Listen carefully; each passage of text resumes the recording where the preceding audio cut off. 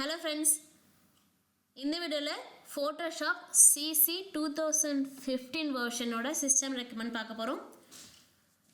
So Windows பொறுத்த வரைக்கும் Intel Microsoft Windows 7ல ஆரம்பித்து விண்டோஸ் 10 வரலையும் எல்லா வெர்ஷன்ஸ்லையும் இது யூஸ் ஆகும்.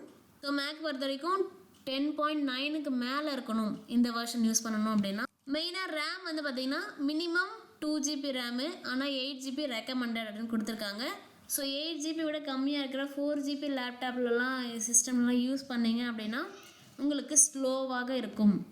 ஆல்ரெடி நான் டெஸ்ட் பண்ணிவிட்டேன், ஸ்லோவாக தான் இருக்குது. ஹார்ட் டிஸ்க்கு ஸ்பேஸை பொறுத்த வரைக்கும் விண்டோஸில் 2.5GB 32 பிட்டுக்கும் 3.1GB 64 பிட்டுக்கும் தேவைப்படுது வெறும் இன்ஸ்டாலேஷனுக்கு. அதுக்கடுத்து அதை யூஸ் பண்ணுறதுக்கு ஃப்ரீ ஸ்பேஸ் நிறைய தேவை. அதே மாதிரி விண்டோஸ் பொறுத்த வரைக்கும் 4GB ஹார்ட் டிஸ்க்கு தேவை, அடிஷ்னல் ஃப்ரீ ஸ்பேஸும் தேவை. டிஸ்பிளே ரெசல்யூஷனை பொறுத்தவரையிலும் 1024x768. ஆக்டிவேஷனுக்கு இன்டர்நெட் கனெக்ஷன் கண்டிப்பாக தேவைப்படுது. மெம்பர்ஷிப் வேணும், சப்ஸ்கிரைப் பண்ணி தான் நம்ம யூஸ் பண்ண முடியும்.